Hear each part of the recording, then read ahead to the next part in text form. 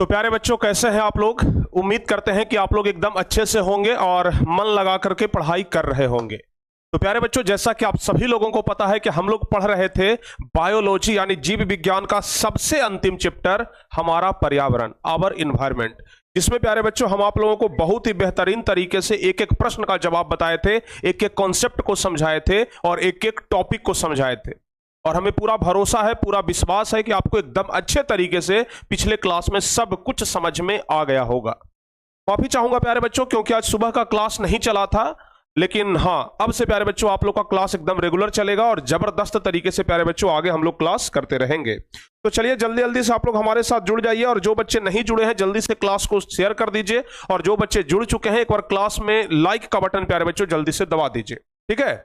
और फटाफट से जुड़ जाइए, क्योंकि आज प्यारे बच्चों पूरा बायोलॉजी अपना समाप्त हो जाएगा। हम तो कल ही समाप्त करने वाले थे, लेकिन समझाने के चक्कर में थोड़ा लंबा क्लास खिंचा गया, लेकिन प्यारे बच्चों आज आपका ये पूर्ण रूप से समाप्त हो जाएगा। तो चलिए भाई, देर किस बात की, जल्दी जल्दी से आप लोग क्लास को शेयर करिए, सारे बच्चे जुड़ जाइए, और जबरदस्त तरीके से प्यारे बच्चों हम आपको एक एक कॉन्सेप्ट पूरा समझाने वाले हैं। ओके, चलिए भाई, बहुत बढ़िया। अच्छा, बुक के बारे में बहुत सारे बच्चे पूछ रहे थे, लगातार पूछ रहे हैं कि सर बुक कब आएगा, सर बुक कब आएगा सर, ठीक है ना। लगातार बच्चे सब कमेंट कर रहे हैं। चलिए ना, हम आपको एक बुक का थोड़ा सा झलक दिखलाते हैं प्यारे बच्चे, ठीक है। आपको हम एक बुक का थोड़ा सा झलक दिखलाते हैं कि भाई देखिए किस तरीके का बुक आने वाला है, ठीक है ना। चलिए आपको ना हम एक बुक का थोड़ा सा झलक दिखलाते हैं, क्योंकि भाई आप लोग भी बहुत ज्यादा चिंतित हो रहे हैं अब कि सर हमें थोड़ा सा झलक दिखला दीजिए। चलिए थोड़ा सा झलक दिखलाते हैं। काम प्यारे बच्चों आगे प्रोग्रेस में है, समझ गए ना। बस थोड़ा सा प्यारे बच्चों डिले होगा, लेकिन हाँ बहुत जल्द अब आपके सामने सब कुछ प्रेजेंट करेंगे प्यारे बच्चों। बस थोड़ा सा और वेट करना होगा। और देख लीजिए, ये है प्यारे बच्चों अपने बुक का ये जो ऊपर वाला कवर पेज होता है ना, ये जो ऊपर वाला जो कवर पेज होता है ना, अब आप लोग देखे होंगे शायद। ओहो हाँ, चलिए, ये जो ऊपर का कवर पेज होता है ना, ऊपर वाला, जैसे मान लिया जाए ये बुक है तो इसका ऊपर का जो ये कवर पेज होता है ना, ये प्यारे बच्चों कवर पेज अपना बन करके आज ही रेडी हुआ है। और ये है आपका क्रैश कोर्स स्पेशल बुक, समझ गए, जो कि मैट्रिक परीक्षा 2024 के लिए स्पेशल डिजाइन हुआ है। तो प्यारे बच्चों लगभग अब आपके सामने जल्द ही आ जाएगा। और अभी आज हम बातचीत भी किए थे, ठीक है ना, पब्लिकेशन वाले से, तो उनका कहना है कि सर उम्मीद करके चलिए कि 8-10 तारीख तक आ जाएगा, ठीक है ना। उनका कहना है कि सर उम्मीद करके चलिए कि 8-10 तारीख तक आ जाएगा, ठीक है। क्योंकि प्यारे बच्चों सिर्फ आने से नहीं ना होगा, कम से कम उसका 2-4 हजार 5 हजार बुक छपवाएंगे तब ना आप लोग के सामने आएंगे, नहीं तो पता चलेगा कि कुछ बच्चों को मिला और कुछ बच्चों को मिला ही नहीं, समझ गए। तो इसलिए थोड़ा सा समय लगेगा और काम बहुत तेज गति से प्यारे बच्चों हम लोग आगे बढ़ा रहे हैं। ओके, चलिए हम लोग पढ़ रहे थे प्यारे बच्चों हमारा पर्यावरण। अच्छा, अगर आप लोगों को याद हो तो पिछले क्लास में हम क्या क्या पढ़ाए थे, जल्दी से बताइए। पिछले क्लास में हम आप लोगों को क्या क्या बताए थे भाई। आहार श्रृंखला के बारे में बताए थे, पारिस्थितिकी तंत्र के बारे में बताए थे कि नहीं बताए थे, बताए थे ना। चलिए हाँ जी, जल्दी जल्दी से आप लोग बताइए। आहार श्रृंखला के बारे में बता दीजिए, पारिस्थितिक तंत्र के बारे में बता दीजिए, जल्दी जल्दी से बताओ मेरे भाई, ठीक है। हाँ जल्दी जल्दी से आप लोग बताइए, फटाफट से आप लोग बताइए। आहार श्रृंखला के बारे में पढ़े थे, और क्या क्या पढ़े थे, चलिए हम लोग देख लेते हैं। लेकिन हाँ उसके पहले बता दें कि जो बच्चे क्रैश कोर्स में नहीं जुड़े हैं वो बच्चे फटाफट से अपना एडमिशन ले रहे हैं या नहीं ले रहे हैं, ठीक है। तो जो बच्चे क्रैश कोर्स में नहीं जुड़े हैं ना, जल्दी जल्दी से आप लोग अपना एडमिशन ले लीजिए, क्योंकि 1 दिसंबर से ये कोर्स स्टार्ट होने वाला है, ठीक है। 1 दिसंबर से ये क्रैश कोर्स स्टार्ट होने वाला है, जहां पर एकदम बेहतरीन तरीके से स्पेशल तरीके से प्यारे बच्चों आप लोगों को ना सब कुछ प्रोवाइड करवाएंगे, और कोशिश करेंगे कि आपका ज्यादा से ज्यादा नंबर आ सके, ठीक है। इसके लिए आप लोग बस एकदम अच्छे तरीके से तैयार रहिए। मात्र 199 रुपया ये फी है प्यारे बच्चों। आप लोग आराम से ये जमा करने में अगर किसी प्रकार का दिक्कत हो रहा है, अगर पेमेंट करने में, तो आप ये वाला नंबर पर कॉल करके कोई भी मदद ले सकते हैं। चलिए आगे बढ़ते हैं। पिछले क्लास में हम आपको क्या बताए थे, हमारा पर्यावरण के बारे में पूरा बता दिए थे ना। पर्यावरण क्या है प्यारे बच्चों, पर्यावरण क्या है इसके बारे में पूरा बता दिए थे हम आपको। उसके अलावा पारिस्थितिक तंत्र के बारे में बताए थे, पिछले क्लास में ही हम आपको पारिस्थितिक तंत्र के बारे में बताए थे, पारिस्थितिक तंत्र की संरचना बताए थे, और पारिस्थितिक तंत्र के कितने संगठक हैं, क्या संघटक हैं, ये प्यारे बच्चों हम आपको पिछले क्लास में बताए थे, ठीक है। जैविक और अजैविक। अच्छा ये बताइए अजैविक मतलब क्या होता है, बताइए तो देखते हैं याद है कि नहीं है। ये जो आप अजैविक शब्द देख रहे हैं ना, इस अजैविक मतलब क्या होता है, सजीव होता है कि निर्जीव होता है? आप लोग जल्दी से बताइए, तब न जानेंगे कि हाँ भाई आप लोग एकदम अच्छे तरीके से पढ़ करके आए हैं। जल्दी से बताइए, ये जो आप जैविक और अजैविक देख रहे हैं उसमें अजैविक मतलब क्या होता है? आप लोग फटाफट से कमेंट करिए। अजैविक मतलब हम आपको पिछले क्लास में क्या बताए थे, निर्जीव न बताए थे। अजैविक मतलब क्या होता है, निर्जीव। और जैविक मतलब क्या होता है बाबू, जैविक मतलब होता है सजीव। पिछले क्लास में हम आपको बता दिए थे। पिछले क्लास में प्यारे बच्चों हम आपको बताए थे कि उत्पादक क्या होता है। अच्छा उत्पादक क्या होता है, एक एग्जांपल दीजिए जल्दी से। उत्पादक हम किसे कहते हैं, एक एग्जांपल दीजिए फटाफट से। अगर हम आपसे पूछें कि भाई एक उत्पादक का नाम बताओ, ठीक है ना, अगर हम आपसे पूछें कि एक उत्पादक का नाम बताओ प्यारे बच्चों, तो आपका जवाब क्या होगा? तो आपका जवाब होगा कि सर उत्पादक में सर हरे पेड़ पौधे आ जाएंगे, ठीक है ना, पेड़ पौधे आ जाएंगे सर, बहुत अच्छी बात है। और क्या, शैवाल आ जाएगा, शैवाल आ जाएगा, बहुत अच्छी बात है। और क्या, घास आ जाएगा, ठीक है ना। ये सब क्या हो जाते हैं, पेड़ पौधे हो गए, हरे शैवाल हो गए, ठीक है ना, ये घास हो गया, ये सब क्या हो जाएगा, ये उत्पादक हो जाएगा। अच्छा उपभोक्ता के बारे में बताए थे, उपभोक्ता कुछ भी हो सकते हैं, या तो शाकाहारी भी हो सकते हैं या तो मांसाहारी भी हो सकते हैं, पिछले क्लास में बताए थे। ये 3 प्रकार के उपभोक्ता होते हैं, प्राथमिक उपभोक्ता, द्वितीयक उपभोक्ता और तृतीयक उपभोक्ता। 3 प्रकार के उपभोक्ता बताए थे ना। उसके बाद प्यारे बच्चों हम आपको पिछले क्लास में अपघटक बता दिए थे, अपघटक, ठीक है ना। अपघटक क्या क्या हो सकता है, 2-3 एग्जांपल दीजिए अपघटक का। अपघटक का 2-3 एग्जांपल दीजिए जल्दी से। तो अपघटक में जीवाणु, विषाणु, कवक, फंगी, ये सब कुछ आ सकता है, ठीक है ना। तो ध्यान रखिएगा। तो उत्पादक, उपभोक्ता और अपघटक तीनों के बारे में प्यारे बच्चों हम आपको बता दिए थे, ठीक है। इस तरीके से बताए थे ना। जैसे ये टिड्डा हो गया, इसको खा लिया ये पक्षी, तो ये टिड्डा क्या खाता है, घास खाता है, तो ये हो गया प्रथम उपभोक्ता, ये हो गया दूसरा उपभोक्ता, ये हो गया तीसरा, ये हो गया चौथा। इस प्रकार से पिछले क्लास में हम आपको पूरा बता दिए थे। अब थोड़ा सा भी कॉन्सेप्ट में दिक्कत नहीं होगा, ठीक है। जैव अपघटक पूरा डिफिनेशन के साथ प्यारे बच्चों, प्राथमिक उपभोक्ता, द्वितीयक उपभोक्ता और तृतीयक उपभोक्ता अपघटन करता, ये सब कुछ हम बता दिए थे। आहार श्रृंखला के बारे में हम आपको बता दिए थे, कुछ एग्जाम्पल भी हम आपको बता दिए थे। अच्छा स्थलीय पारिस्थितिक तंत्र हम आपको बता दिए थे, पिछले क्लास में ही हम आपको बता दिए थे स्थलीय पारिस्थितिक तंत्र, यानी कि स्थल पर जो आहार श्रृंखला होता है उसके बारे में बताए थे। इसके अलावा प्यारे बच्चों पिछले क्लास में आपको याद होगा आहार जाल के बारे में बताए थे। किसके बारे में, आहार नाल मत समझ लीजिएगा, आहार नाल तो हमारे अंदर होता है, तो आहार नाल मत समझ लीजिएगा, ठीक है ना, आहार जाल, ठीक है ना, आहार जाल के बारे में ध्यान रखिएगा। अभी हम ये देख रहे हैं ना, सचमुच बता रहे हैं कि एग्जाम इतना नजदीक है। देखिए एग्जाम इतना नजदीक है, मतलब अब पता नहीं चल रहा है कि दिन कितना तेज गति से भाग रहा है, समझ गए। एक तो ठंडा का समय प्यारे बच्चों नवंबर से ऐसे ही आ जाता है, दिन बहुत छोटा करना शुरू कर देता है। आपको पता है कि नवंबर के बाद से रात लंबा करना शुरू हो जाता है, रात लंबा होना शुरू हो जाता है, दिन छोटा होना शुरू हो जाता है। तो इस छोटे दिन में आप लोगों को पढ़ाई करना होता है, तो जाहिर सी बात है, ऑब्वियसली बात है कि आपको ज्यादा मेहनत करना होगा। लेकिन अभी ही प्यारे बच्चों डिस्टर्ब करने वाले सारे संसाधन आपके सामने प्रेजेंट हो जाते हैं, ठीक है ना। जब एग्जाम नजदीक होते हैं ना, तो डिस्टर्ब करने वाले, आपके माइंड को डाइवर्ट करने वाले सारे कारक अभी आपके सामने प्रेजेंट होंगे। जैसे अभी पर्व त्योहार पूरा एकदम भर भर के आएगा, समझ गए, पर्व त्योहार पूरा एकदम भर भर के आएगा। सबसे ज्यादा तो लोगों को डिस्टर्ब करने वाला आजकल जो चीज चल रहा है वह है प्यारे बच्चों मैच, समझ गए ना, क्रिकेट। ठीक है भाई क्रिकेट चल रहा है, लेकिन बच्चे उसमें इतना ज्यादा इंटरेस्टेड हो जाते हैं ना, इतना ज्यादा इंटरेस्टेड हो जाते हैं, जैसे लग रहा है ना कि भारत और विदेश के बीच में ना जहां से भी मैच रहे एकदम युद्ध चल रहा है, और युद्ध में एकदम सेना की तरह टिके हुए रहते हैं, समझ गए ना। इनको ऐसा लगता है कि अगर भाई हम जहां थोड़ा सा पीछे हटे बस इंडिया तो हार जाएगा, समझ गए ना, थोड़ा सा बस पीछे हटे इंडिया तो हार जाएगा। हम इंडिया के क्रांतिकारी सेनानी हैं, बहुत बड़े सेनानी हैं, और उस तरीके से एकदम महान सेनानी की तरह हमेशा एकदम मोबाइल लेकर के चिपके रहते हैं, समझ गए ना।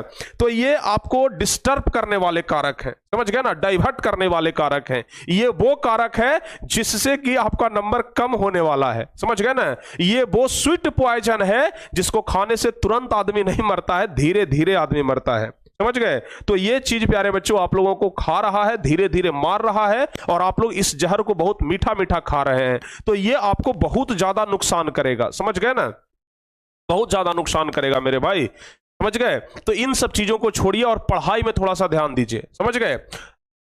हाँ, तो आहार जाल हम आपको समझा दिए थे ना, आहार जाल समझा दिए थे कि जैसे एक चीज है, इसको खाने वाला टिड्डा भी है, ये घास है तो घास को खाने वाला टिड्डा भी है, घास को खाने वाला खरगोश भी है, घास को खाने वाला इधर चूहा भी है। तो देख रहे हैं एक चीज पर तीन तीन, तो ये क्या हो गया है? ये क्या हो गया? आहार जाल इसको कहते हैं। क्या कहते हैं? आहार जाल। स्थलीय पारिस्थितिक तंत्र बता दिए थे, वन पारिस्थितिक तंत्र हम आपको बता दिए थे, और उसके बाद जल पारिस्थितिक तंत्र भी हम आपको बता दिए थे। बताए थे या नहीं बताए थे? हाँ या ना बोलिए फटाफट से। ये सब कुछ प्यारे बच्चों हम आपको क्या किए थे? बता दिए थे। ओके, ये बात ना आप लोग ध्यान रखिएगा। उसके बाद प्यारे बच्चों हम आपको बताए थे आहार जाल। हाँ, आहार जाल के बारे में तो हम आपको पूरा कंप्लीट करवा ही चुके हैं ना। आहार जाल के बारे में तो हम आपको पूरा कंप्लीट करवा चुके हैं। तो आहार जाल आप लोग बहुत अच्छे तरीके से पिछले क्लास में ही सीख गए थे। अब हम आगे बढ़ते हैं। घास के मैदान वाले पारिस्थितिक तंत्र में निम्नलिखित 5 आहार श्रृंखला, ये हम आपको पिछले क्लास में एग्जाम्पल के तौर पर प्यारे बच्चों हम आपको बता दिए थे। और हम लोग पढ़ रहे थे लास्ट में पोषी स्तर के बारे में। किसके बारे में? पोषी स्तर के बारे में। हालांकि हमें लगता है कि हम आपको पोषी स्तर भी समझा ही दिए थे, ठीक है ना। हमें लगता है कि हम आपको पोषी स्तर प्यारे बच्चों समझा दिए थे। जैसे मान लिया जाए, एक एग्जांपल देते हैं, ये हो गया प्यारे बच्चों घास। समझ गए ना? घास को कौन खा जाता है जी? Grasshopper. ग्रास हॉपर ये घास को खा जाता है ना। अच्छा, अब ग्रास हॉपर को कौन खा जाता है? ग्रास हॉपर को खा जाता है प्यारे बच्चों मेढक। ग्रास हॉपर को खा जाता है मेढक। और उसके बाद मेढक को कौन खा जाता है? सांप। मेढक को कौन खा जाता है? सांप। और सांप को कौन खा जाता है भाई? सांप किसका? चलिए बाज का, ठीक है ना। बाज या फिर गिद्ध कर देते हैं प्यारे बच्चों, गिद्ध का ये क्या है? आहार है। अच्छा, ये तो हो गया भाई। चलिए अब प्यारे बच्चों हम यहां पर ना कुछ सवाल आपसे पूछेंगे, जवाब आपको देना है, क्योंकि हम पोषी स्तर के बारे में पिछले क्लास में थोड़ा बहुत ऑलरेडी बता चुके हैं। चलिए सबसे पहला सवाल ध्यान रखिएगा, आपसे पूछेंगे और तुरंत इसका जवाब आना चाहिए। आप हमें यह बता दीजिए, जैसे देखिए ये तो हो गया प्यारे बच्चों क्या, आपको हम समझा देते हैं। ये हमारा क्या हो गया? ये हमारा हो गया उत्पादक। क्या हो गया? उत्पादक। उत्पादक हुआ ना, उत्पादक हुआ। और ये क्या हो गया? प्राथमिक उपभोक्ता। क्या हो गया? प्राथमिक उपभोक्ता। प्राथमिक उपभोक्ता हो गया। उसके बाद ये हमारा क्या हो गया? ये हमारा हुआ द्वितीय उपभोक्ता। क्या हुआ? द्वितीय उपभोक्ता। चलिए बहुत अच्छी बात है। ये हमारा क्या हो गया? ये हमारा हो गया तृतीय उपभोक्ता। क्या हुआ? तृतीय उपभोक्ता। समझ गए? अच्छा अब बताइए ये क्या हो गया भाई? ये हो गया चतुर्थ उपभोक्ता। चतुर्थ उपभोक्ता। चतुर्थ उपभोक्ता को क्या बोला जाता है? जल्दी जल्दी से बताइए। चतुर्थ उपभोक्ता को बोला जाता है उच्च श्रेणी का उपभोक्ता। उच्च श्रेणी का उपभोक्ता या फिर अंतिम उपभोक्ता, ठीक है ना। उच्च श्रेणी का उपभोक्ता या फिर अंतिम उपभोक्ता भी इसी को बोला जाता है। लेकिन पोषी स्तर प्यारे बच्चों अलग होता है, ठीक है ना। पोषी स्तर जो खाना शुरू करता है ना, वहां से नहीं जोड़ते हैं। जैसे यहां पर जो खाना शुरू किया वहां से हम लोग उपभोक्ता जोड़ते हैं, लेकिन पोषी स्तर एकदम शुरू से जुड़ता है। समझ गए? तो आपको बताना है प्यारे बच्चों कि यहां पर चौथा पोषी स्तर कौन सा है? चतुर्थ पोषी स्तर बताइए। जल्दी से आपको बताना है चतुर्थ पोषी स्तर कौन सा है? चतुर्थ पोषी स्तर कौन सा है? जल्दी जल्दी से बता दीजिए। जल्दी जल्दी से फास्ट एकदम रिप्लाई आपका तेज गति से आना चाहिए, एकदम 5G स्पीड में।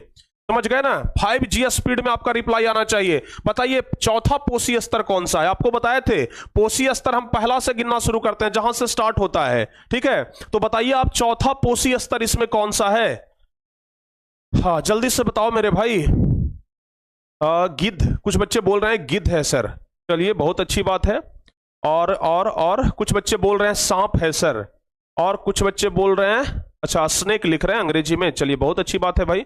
सांप है सर, सांप है, सांप है, सांप है, सांप है। अधिकांश बच्चे सांप बोल रहे हैं। देखिए हम आपको बोले थे ना कि पोषी स्तर हम लोग पहला नंबर से गिनना शुरू करते हैं। जैसे ये घास है तो ये हमारा पहला पोषी स्तर होगा। ये ग्रास हॉपर है दूसरा नंबर पर, तो ये दूसरा पोषी स्तर होगा। ये तीसरा नंबर पर है तो ये तीसरा पोषी स्तर होगा। ये चौथा नंबर पर है तो चौथा पोषी स्तर होगा। हम क्या पूछ रहे हैं? चौथा पोषी स्तर। तो चौथा पोषी स्तर बाबू क्या हो जाएगा? सांप हो जाएगा। तो आपका जवाब सांप होना चाहिए था ना।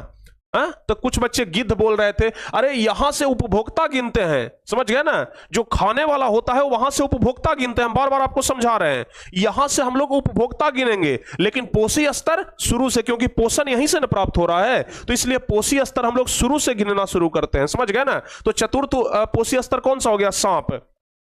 अच्छा, अब दूसरा क्वेश्चन प्यारे बच्चों, अगर हम आपसे पूछें कि बताओ मेरे भाई क्या पंचम पोषी स्तर कौन सा है? पंचम पोषी स्तर, तो पंचम पोषी स्तर क्या हो जाएगा? आप कहेंगे कि सर 5वां नंबर पर गिद्ध है, तो पंचम पोषी स्तर क्या हो जाएगा? गिद्ध हो जाएगा। समझ गए ना, पंचम पोषी स्तर गिद्ध हो जाएगा। ठीक है, बहुत अच्छी बात है। अच्छा, अब चलिए अगली क्लास में प्यारे बच्चों हम आपको पोषी स्तर के बारे में, पिछली क्लास में हम आपको पोषी स्तर के बारे में पूरा बता दिए थे।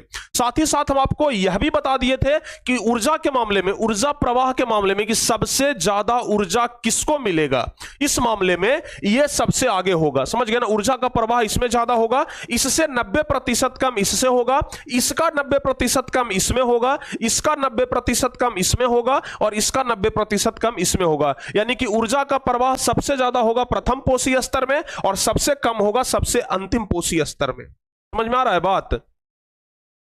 बात समझ में आ रहा है ना? ऊर्जा का प्रवाह सबसे ज्यादा होगा सबसे प्रथम पोषी स्तर में, और सबसे कम होगा सबसे अंतिम पोषी स्तर में। यह बात आप लोग ध्यान रखिएगा। तो हम आपको प्यारे बच्चों ऊर्जा का प्रवाह बताएंगे, और अभी अब आपको बताए इसका 90% इसमें, इसका 90% कम, 90% कम इसमें, इसका 90% कम इसमें, और इसका 90% कम इसमें। समझ रहे बातों को?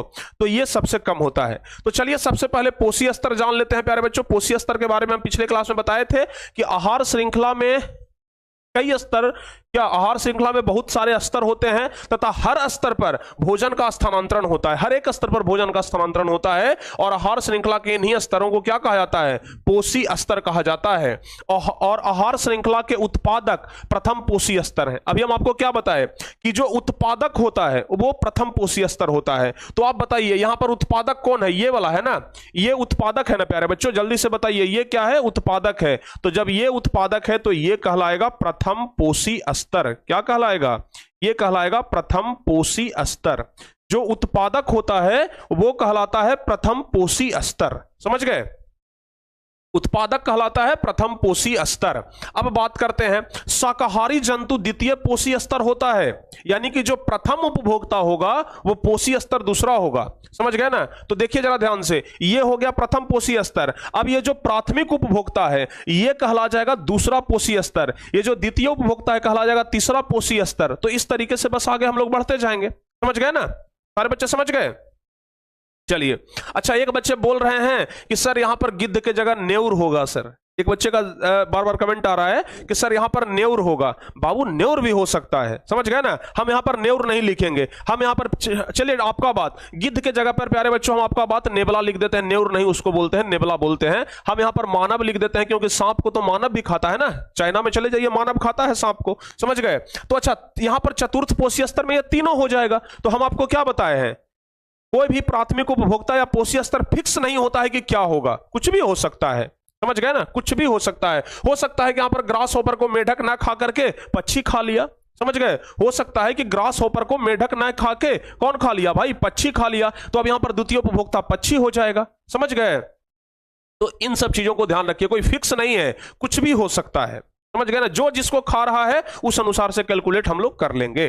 समझ गए ना? तो पोषी स्तर भी समझ गए ना? सारे बच्चे पोषी स्तर समझ गए? Yes sir. अब देखिए जो द्वितीयक पोषी स्तर होता है, जो द्वितीयक पोषी स्तर होता है वो प्राथमिक उपभोक्ता होता है। तो इस प्रकार से ना एक वन पारिस्थितिक तंत्र में 4 पोषी स्तर होते हैं, पेड़ पौधे, शाकाहारी जंतु, मांसाहारी जंतु तथा उच्च श्रेणी वाले जंतु। ये सब लिखा हुआ मत समझिए आप, सीधे सीधे बस ये सब बस पोषी स्तर का परिभाषा याद रखिएगा, और आप ये वाला एग्जाम्पल याद रखिएगा कि पोषी स्तर इनमें से कौन सा है। जैसे आपके परीक्षा में सवाल पूछेगा ना तो इसी तरीके से पूछेगा, इस तरीके से दे देगा कि घास, ग्रास होपर, मेढक और सांप में द्वितीय पोषी स्तर कौन है। तो आपको दूसरा नंबर वाला बोल देना है कि द्वितीय पोषी का क्या द्वितीय पोषी स्तर है। लेकिन पूछेगा कि द्वितीय उपभोक्ता कौन है, तो आपको सीधे आ जाना है कहां पर? जो दूसरा नंबर खाने वाला है। समझ गए ना? तो ये आपको कंसेप्ट ध्यान रखना है। ठीक है, चलिए अब प्यारे बच्चों हम आपको ऊर्जा के बारे में बताए कि 90% कम, 90% कम बताए ना कि ऊर्जा का प्रवाह जो अगले पीढ़ी में होता है, अगले उपभोक्ता में होता है, वो 90% कम होता है। तो ध्यान से देखिए, आहार श्रृंखला के प्रत्येक पोषी स्तर पर क्या कुल ऊर्जा के 10% ऊर्जा का ही स्थानांतरण अगले पोषी स्तर को हो पाता है। अभी हम आपको बताया ना 90% माइनस हो जाता है, तो जब 100% में से 90% माइनस हो जाएगा तो बचेगा कितना 10%। तो अगला तक ना 10% जा पाता है। जैसे देखिए यहां पर हम आपको क्या बताए थे, हाँ यहां पर क्या बताए, अगर इसके पास 100 है प्यारे बच्चों, अगर इसके पास 100 कैलोरी है तो इसके पास चल जाएगा कितना 10 ही कैलोरी जाएगा, समझ गए ना 10 ही कैलोरी जाएगा, यानी कि 90% खत्म हो जाता है, सिर्फ 10% ही जाता है, समझ गए ना। अगर यहां से यहां जाएगा ना तो सिर्फ 10% ही पहुंचेगा, 90% इधर ही ऊर्जा खत्म हो जाएगा। तो यही चीज कह रहा है कि प्रत्येक पोषी स्तर पर जितना ऊर्जा पहुंचता है ना उसका 10% ऊर्जा का ही क्या होता है प्रवाह होता है और अगले पोषी स्तर को प्राप्त हो पाता है, तथा शेष 90% ऊर्जा का व्यवहार विभिन्न प्रकार से हो जाता है। इस तरह विभिन्न पोषी स्तर पर उपलब्ध होने वाले ऊर्जा में उत्तरोत्तर ह्रास या कमी होती जाती है। जैसे जैसे ये आगे बढ़ता जाएगा ना ऊर्जा का कमी होता जाएगा, समझ गए, जैसे जैसे ये आगे बढ़ते जाएंगे ऊर्जा का कमी होते जाएगा और सबसे कम ऊर्जा मिलेगा सबसे अंतिम वाले को, सबसे कम ऊर्जा। जैसे एग्जांपल के तौर पर हम समझाए हैं, घास क्या है बाबू, उत्पादक है। घास क्या है, उत्पादक है। तो आप ऐसे समझ लीजिए घास क्या है, उत्पादक है। जैसे देखिए ये घास हो गया ना, घास हमारा क्या हो गया, उत्पादक हो गया, समझ गए। अगर घास के पास प्यारे बच्चों आप ऐसे समझिए, अगर घास के पास कितना कैलोरी ऊर्जा है, 10,000 कैलोरी, कितना है 10,000 कैलोरी ऊर्जा है, घास के पास 10,000 कैलोरी ऊर्जा है। तो जब घास को कौन खाएगा, जब घास को प्यारे बच्चों खाएगा ग्रास हॉपर, जब घास को खाएगा ग्रास हॉपर, तो बताइए ग्रास हॉपर जो कि अब प्राथमिक उपभोक्ता हो गया, इसके पास कितना ऊर्जा पहुंचेगा, तो इसका 10% ही पहुंचेगा, 90% इधर ही खत्म हो जाएगा, इसका 10%, तो इसका 10% कितना हो जाएगा 1,000 कैलोरी, 1,000 कैलोरी। यानी कि अगर घास के पास 10,000 कैलोरी ऊर्जा था तो ग्रास हॉपर को मिलेगा सिर्फ 1,000 कैलोरी ऊर्जा, समझ गए ना। अच्छा अब ग्रास हॉपर को कौन खा रहा है, ग्रास हॉपर को क्या खा रहा है, मेढक खा रहा है ना, तो ग्रास हॉपर को खा रहा है मेढक। अब आप लोगों को बताना है कि मेढक के पास कितना कैलोरी ऊर्जा पहुंचेगा, मेढक के पास, तो अब मेढक के पास इसका 10% नहीं बल्कि इसका 10% पहुंचेगा। तो अब इधर वाला को खत्म करिए, 1,000 का 10% कितना हो गया, 1,000 का 10%, तो 1,000 का 10% हो गया 100 कैलोरी, यानी कि अब मेढक के पास सिर्फ 100 कैलोरी ऊर्जा ही पहुंचेगा, समझ गए। अच्छा अब मेढक को भी खा गया अगर प्यारे बच्चों सांप, मेढक को क्या खा गया, सांप खा गया। अब बताइए सांप को कितना कैलोरी ऊर्जा मिलेगा, तो सांप को इसका 10%, यानी कि 100 कैलोरी है ना, तो इसका 10%, तो इसका 10% मात्र कितना हुआ 10 कैलोरी। सोचिए घास में था प्यारे बच्चों 10,000 कैलोरी, लेकिन सबसे अंतिम उपभोक्ता तक आते आते ये कैलोरी घट करके कितना हो गया 10 कैलोरी। यानी कि हर एक स्तर पर ना 90% का ह्रास होता है, ध्यान रखिएगा, हर एक स्तर पर 90% का ह्रास होता है, 90% का क्या होता है, ह्रास होता है, ह्रास होता, हर एक स्तर पर 90% का ह्रास होता है। मात्र 10% ऊर्जा ही अगले स्तर तक पहुंचता है, अगले स्तर तक पहुंचता है, ठीक है ना। ये बात आप लोग ध्यान रखिएगा, ऊर्जा का प्रवाह ऐसे ही होता है आहार श्रृंखला में, आहार श्रृंखला में ऊर्जा का प्रवाह ऐसे ही होता है, ठीक है, याद रहेगा। सारे बच्चे समझ गए, सारे बच्चे समझ गए ना, जल्दी से बोलिए यस। तो ये प्यारे बच्चों आहार श्रृंखला भी आप लोग अच्छे तरीके से समझ गए, ठीक है ना। आहार श्रृंखला का एग्जाम्पल भी आपको दे दिए, आहार श्रृंखला पूरा अच्छे तरीके से समझा दिए। तो आहार श्रृंखला नहीं ना भूलेंगे, बताइए तो ये क्या हुआ, ये हुआ प्यारे बच्चों आहार श्रृंखला, आहार श्रृंखला, श्रृंखला समझ गए, आहार श्रृंखला समझ गए ना, यस। आहार श्रृंखला सारे बच्चे समझ गए या फिर कोई दिक्कत है? अब कोई दिक्कत नहीं है, दिक्कत होगा कहां से। जो बच्चे अभी तक क्लास को लाइक नहीं किए हैं ना, तो क्या भाई बार बार कहना पड़ेगा, हैं? बताइए, लोग कर दीजिए ना, खुद समझदार हैं।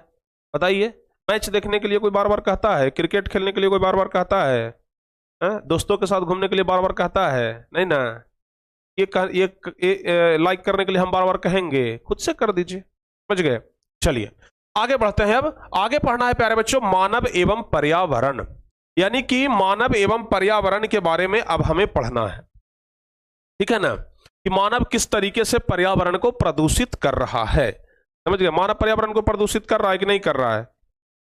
कर रहा है ना, कर रहा है ना? Yes sir. चलिए, तो प्रतिदिन अपने क्रियाकलापों से उत्पन्न अनावश्यक पदार्थ को हम जहां तहां फेंक देते हैं, इन्हीं अनावश्यक पदार्थ को हम क्या कहते हैं? अवशिष्ट कहते हैं। हम लोग बोलते हैं ना अवशिष्ट, जिसको हम लोग बोलचाल की भाषा में बोलते हैं कि कचरा है, बोलते हैं ना अवशिष्ट यानी कि कचरा। अवशिष्ट को क्या कहा जाता है? अवशिष्ट। अवशिष्ट कहां गया जी? अपशिष्ट। अपशिष्ट, अवशिष्ट को प्यारे बच्चों कहा जाता है कचरा। समझ गए? डेली घर में से कचरा निकलता है कि नहीं निकलता है? डेली घर में से कचरा निकालते हैं ना, कचरा निकाल के फेंकते हैं ना, बताइए। डेली घर में से कचरा निकाल के फेंकते हैं कि नहीं फेंकते हैं? यस सर, फेंकते हैं, सारे बच्चे फेंकते होंगे, ठीक है।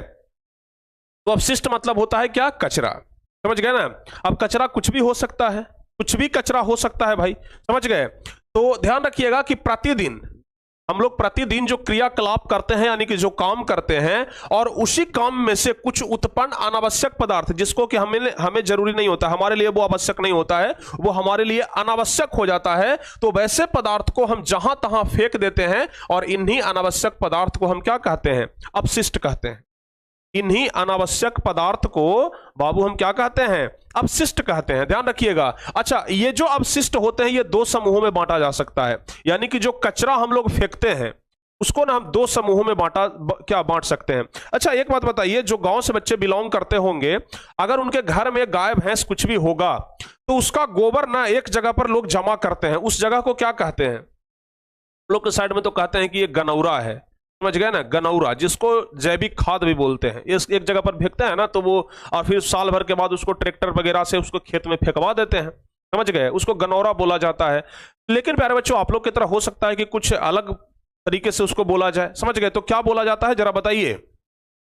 ढेरी। ढेरी बोला जाता है, हा? क्या उसको बोला जाता है? गनेर।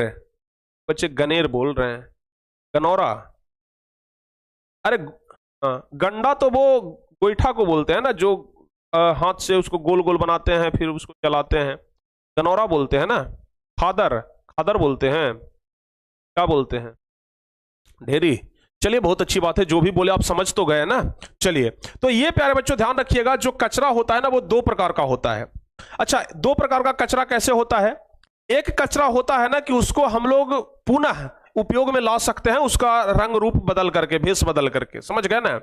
एक कचरा ऐसा होता है जिसको हम लोग दोबारा उपयोग कर सकते हैं, लेकिन एक कचरा ऐसा होता है जिसका एक बार कचरा हो गया तो दोबारा उसका उपयोग नहीं होगा, समझ गए ना?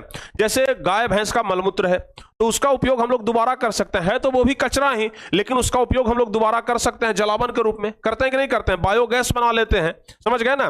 तो ये ध्यान रखिएगा, दो प्रकार के कचरा होता है, एक होता है जैव निम्नीकरणीय और दूसरा होता है अजैव निम्नीकरणीय, लेकिन मिस्टेक से लिखा गया है जैव ही। दूसरा होता है अजैव निम्नीकरणीय। क्या होता है बाबू? अजैव निम्नीकरणीय, याद रहेगा? यहां पर भी मिस्टेक है भाई, आज छूट गया, समझ गए ना?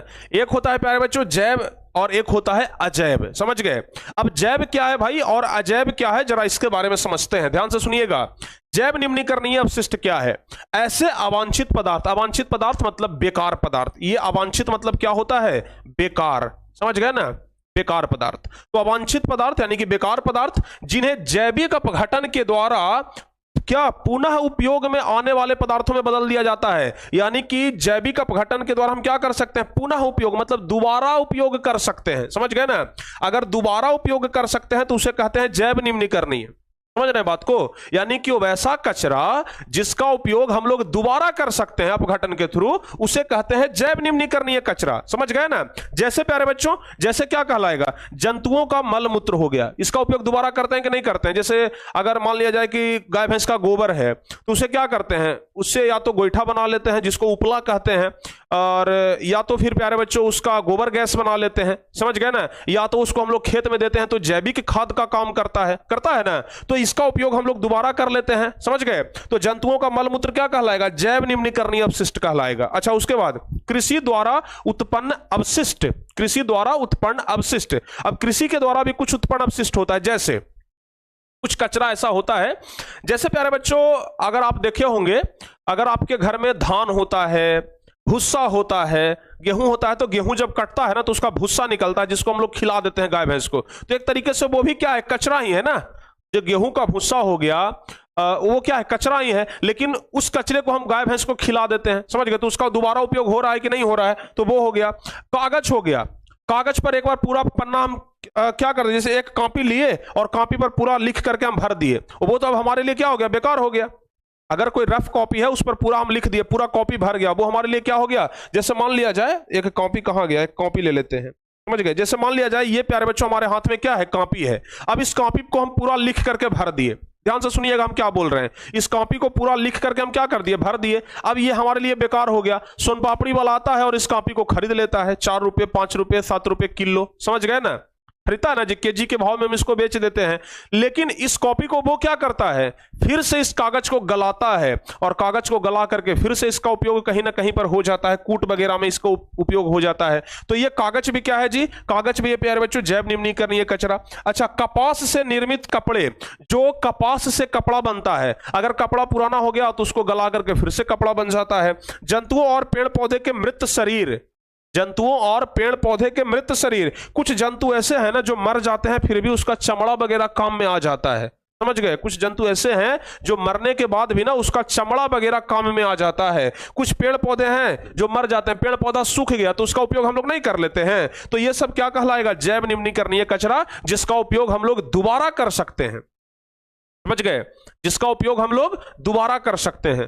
देखिए इसी ऐसे ऐसे लोगों पर ना भाई एक बहुत ज्यादा गुस्सा चढ़ता है। कमेंट बॉक्स में आकर के कह रहा है कि 1 विकेट गिर गया, 2 विकेट गिर गया। अब हम अगर विकेट गिरा देना भाई तो दोबारा कभी जुड़ नहीं पाओगे क्लास में। बहुत ज्यादा गुस्सा आता है भाई ऐसे लोगों पर। चलिए आगे बढ़ते हैं। दूसरा नंबर होता है अजैव निम्नीकरणीय अपशिष्ट। दूसरा नंबर होता है अजैव निम्नीकरणीय अपशिष्ट। ध्यान से सुनिएगा, छोड़िए आप लोग बस ध्यान से पढ़िए। दूसरा नंबर है अजैव क्या ओ भाई क्या बोलते हैं, अजैव अनिम्नीकरणीय अपशिष्ट। तो ध्यान रखिएगा, प्रदूषण के ऐसे कारक जिनका जैविक अपघटन नहीं हो पाता है, यानी कि जिनका उपयोग हम लोग दोबारा नहीं कर सकते हैं ना, उसे कहते हैं अजैव निम्नीकरणीय कचरा, समझ गए। जो अपने स्वरूप को हमेशा बनाए रखते हैं। यहां पर देखिए ये जैव है तो ये निम्नीकरणीय है, लेकिन ये अजैव है तो ये अनिम्नीकरणीय है, समझ गए। और ये अपने स्वरूप को हमेशा बनाए रखता है, अर्थात प्राकृतिक विधियों द्वारा विनष्ट नहीं होते हैं, उसे क्या कहते हैं, अनिम्नीकरणीय अपशिष्ट कहते हैं। यानी कि जो कचरा दोबारा उपयोग में नहीं लाया जाए उसे कहते हैं अजैव। जैसे शीशा हो गया, आर्सेनिक हो गया, एल्युमिनियम हो गया, क्या प्लास्टिक हो गया, रेडियोधर्मी हो गया, इन सब का ना उपयोग हम लोग दोबारा नहीं कर सकते हैं, तो इसलिए यह कहलाएगा अजैव निम्नीकरणीय कचरा। तो जैव और अजैव आप लोग समझ गए, सारे बच्चे समझ गए, सब लोग समझ गए। चलिए बहुत अच्छी बात है। चलिए अब प्यारे बच्चों है कचरा प्रबंधन। ये कचरा प्रबंधन क्या है भाई, कचरा प्रबंधन क्या है। देखो कचरा को हम लोग जहां तहां फेंक देते हैं। घर का जो कूड़ा कचरा निकला बस छत पर से फेंक दिए, बालकनी में से फेंक दिए, समझ गए ना। कहीं पर जाकर के हम लोग कचरा को क्या करते हैं, फेंक देते हैं। अगल बगल में किसी का खेत खाली है तो बस खेत में ऐसे ही पॉलीथीन में बांध करके फेंक देते हैं। लेकिन प्यारे बच्चों ऐसा करना क्या सही है, बताइए, वैसा करना क्या सही है, नहीं ना। अगर आप लोग नगर निगम वाले इलाके में रहते होंगे तो वहां पर देखते होंगे ना कि इस प्रकार का 2 डिब्बा लगा रहता है, समझ गए। इस प्रकार का नगर निगम वाले इलाके में रहते होंगे, नगर परिषद में, अब तो गांव गांव तक ये चीज पहुंच गया है। अब तो हर एक पंचायत में ये चीज लग गया है, समझ गए ना। स्वच्छ अभियान, लोहिया अभियान, इस प्रकार से कुछ सरकार का एक अभियान है लोहिया, समझ गए ना। तो उसके तहत ये हर एक गांव में अब प्यारे बच्चों लग गया है, हर एक पंचायत में लग गया है, सरकार की तरफ से लगाया जाता है, समझ गए। इसमें आप सूखा कचरा डाल सकते हैं ब्लू वाला में, और ये हरा वाला में आप गीला कचरा डाल सकते हैं। अगर कचरा गीला है, पानी का मात्रा उसमें नमी का मात्रा है तो आप इसमें डाल दीजिए, अगर कचरा सूखा हुआ है तो आप इसमें डाल दीजिए, समझ गए, ताकि आप कचरे को इधर उधर ना फेंक सके, समझ गए ना। अब तो भाई क्या कहें, अब तो टेक्नोलॉजी इतना आगे बढ़ गया है ना, अब कचरा से तो भाई सड़क बनने लग गया है, कचरा से अब सड़क बनने लग गया है। आपके अभी सड़क एवं परिवहन मंत्री कौन है बताइए, कितनी को याद है, भारत के सड़क एवं परिवहन मंत्री कौन है। चलिए हिंट के लिए बताते हैं कि हमें लगता है कि वो भारत के सबसे ईमानदार नेता हैं। भारत की बात करते हैं, भारत के सबसे ईमानदार नेता अगर कहा जाए तो उनका नाम आता है, और उनको भाई सत सत नमन करने का मन करता है, वो वैसे नेता हैं, समझ गए ना। कौन है बताइए, उनसे बड़ा ईमानदार नेता हम आज तक नहीं देखे हैं प्यारे बच्चों। वो अभी हैं वर्तमान में सड़क एवं परिवहन मंत्री, समझ गए ना। उनका एक छोटा सा किस्सा सुनाते हैं आपको, कितना ईमानदार है, बस पहले बता दीजिए कौन है। अरे नहीं जानते हो सड़क एवं परिवहन मंत्री कौन है? चलिए हम आपको बता ही देते हैं, चित्र दिखा देते हैं, चित्र दिखा देते हैं प्यारे बच्चों। ये है आपके सड़क एवं परिवहन मंत्री, पहचानते हो इनको? देखिए तो कौन है भाई, देखिए तो इनको पहचानते हो आप लोग?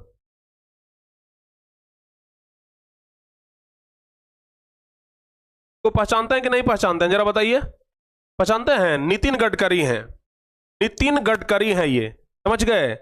ये क्या कहें भाई, रोड के मामले में, सड़क के मामले में इतना जबरदस्त क्रांति लाए हैं ना कि मत पूछिए। और जितना भी घुसखोर सब है ना, इनसे हर हर कांपता है, बहुत ज्यादा डरता है।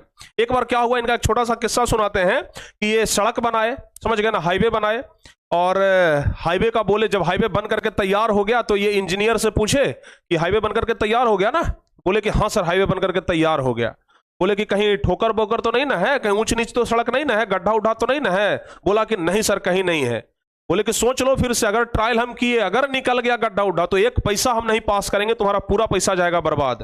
बोला नहीं सर, कहीं नहीं है। बोले चलो, जब तो अच्छी बात है। अपने ड्राइवर को बोले कि भाई कार निकालो, कार निकलवाए। बोले जरा चाय बनाओ हमारे लिए।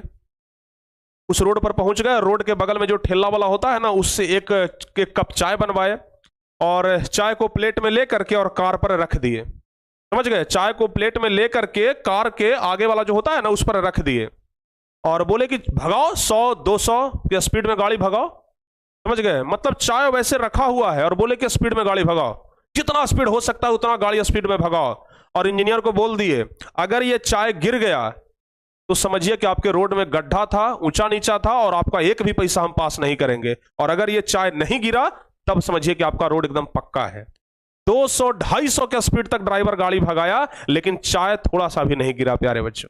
सोचिए कितना ईमानदार नेता है, समझ गए ना। इस बार ये घोषणा कर चुके हैं, अभी 2024 में लोकसभा का चुनाव है ना, बीजेपी के नेता हैं ये, भारतीय जनता पार्टी के ये नेता हैं। और अभी 2024 का जो चुनाव आने वाला है लोकसभा का, उसमें ये घोषणा कर चुके हैं कि बिना कोई प्रचार प्रसार के, बिना कोई पोस्टर के हम चुनाव लड़ेंगे, समझ गए। बिना प्रचार प्रसार के, बिना कोई पोस्टर के चुनाव लड़ेंगे, सिर्फ अपने काम के दम पर चुनाव लड़ेंगे, सिर्फ अपने विश्वास पर चुनाव लड़ेंगे। जिनको देना है दीजिए, नहीं देना है वोट मत दीजिए, समझ गए ना। अब अगर ऐसे व्यक्ति को अगर कोई वोट ना दे तो भाई किसको देगा, समझते हैं बात को। यह है प्यारे बच्चों इनका ताकत। चलिए तो अच्छा, अब कचरा का उपयोग ना रोड में भी किया जाने लगा है। तो हम आपको क्या बता रहे थे, कचरा जो है ना प्यारे बच्चों, इस प्रकार के बॉक्स में डालना चाहिए।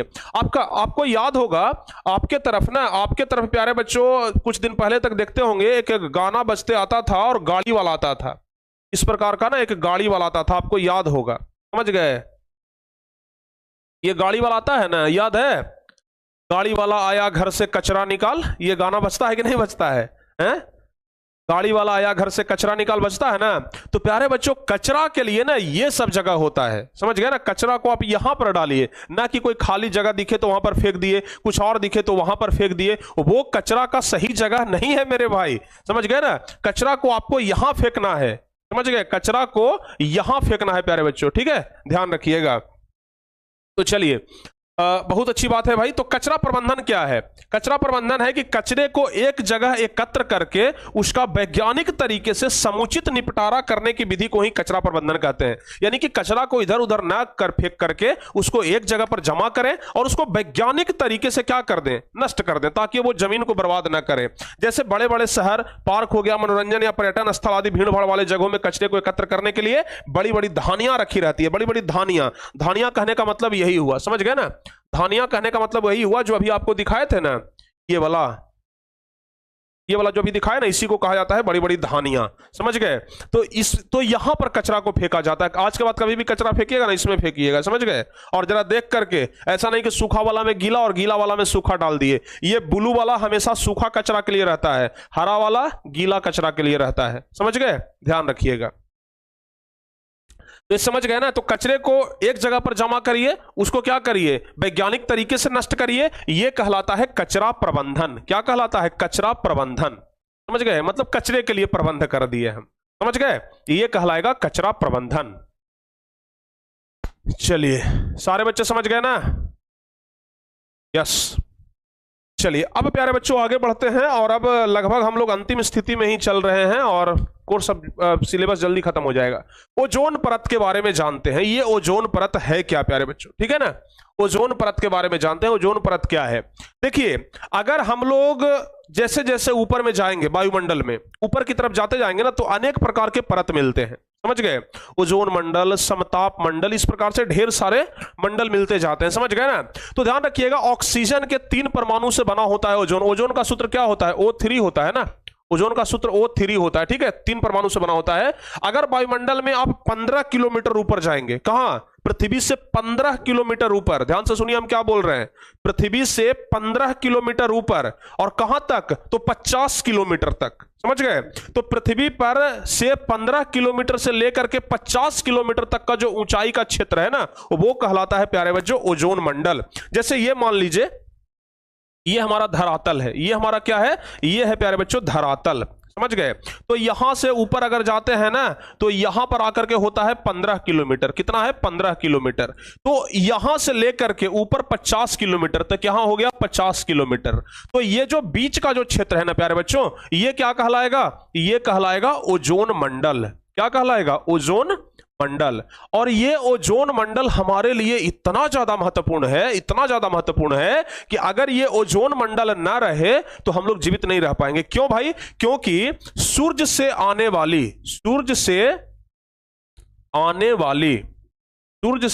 वाली परावैंगनिक किरणों को, सूर्य से आने वाली परावैंगनिक किरणों को रोकता है प्यारे बच्चों, ठीक है ना। अच्छा, ये परावैंगनिक किरण क्या होता है? अगर परावैंगनिक किरण आ जाए तो क्या हो जाएगा? अगर परावैंगनिक किरण सीधे सीधे पृथ्वी पर आ जाए और आपके शरीर पर अगर गिर जाए ना, तो कैंसर हो जाएगा। कैंसर जैसा खतरनाक बीमारी हो जाएगा, समझ गए। तो ये प्यारे बच्चों ध्यान रखिएगा, ये सूर्य से आने वाली परावैंगनिक किरणों को क्या करता है? रोकता है ओजोन मंडल। लेकिन आजकल इतना ज्यादा आप लोग ना गलती करते हैं, और उस गलती के वजह से क्या हो रहा है? ओजोन मंडल धीरे धीरे नष्ट हो रहा है। गलती क्या करते हैं? आगे आपको बताते हैं। देखिए, तो 15 किलोमीटर से लेकर के 50 किलोमीटर ऊंचाई वाले क्षेत्र के बीच में पाया जाता है ये ओजोन मंडल, जो पृथ्वी पर रहने वाली जीवधारियों के लिए अत्यंत महत्वपूर्ण है। पृथ्वी पर रहने वाली जितने भी जीवधारी है ना, उसके लिए ओजोन मंडल महत्वपूर्ण है। यह सूर्य के प्रकाश में उपस्थित हानिकारक परावैंगनिक किरणों को, परावैंगनिक किरण जिसको अल्ट्रा वायलेट रे कहते हैं, ठीक है ना, ध्यान रखिएगा, उसको क्या करता है? ये अवशोषण कर लेता है, उसको ये सोख लेता है, समझ गए। उसको ये क्या करता है? सोख लेता है। अच्छा, एक चीज और बता देते हैं, अगर हल्का फल्का, एक चीज और बता देते हैं, अगर हल्का फल्का प्यारे बच्चों, अगर हल्का फल्का, ध्यान से सुनिएगा, अगर हल्का फल्का अगर नीचे गिर भी जाए ना, अगर हल्का फल्का नीचे गिर भी जाए, तो धरती पर जो सांप होता है ना, जिसको आप मानते हैं कि भाई काटता है तो मर जाते हैं, और सांप जैसे ही देखते हैं बस लाठी लौट डंडा और सांप को मार देते हैं। अगर हल्का फल्का परावैंगनिक किरण गिर जाए ना, तो उसको सांप क्या कर लेता है? रोक लेता है। अगर सांप ना रहे ना, तो परावैंगनिक किरण वो नीचे पृथ्वी पर आ जाएगा, व्यक्ति पर गिर जाएगा, लेकिन सांप उसको क्या करता है? खत्म करता है। तो सांप हमारे लिए लाभदायक चीज है, समझ गए ना।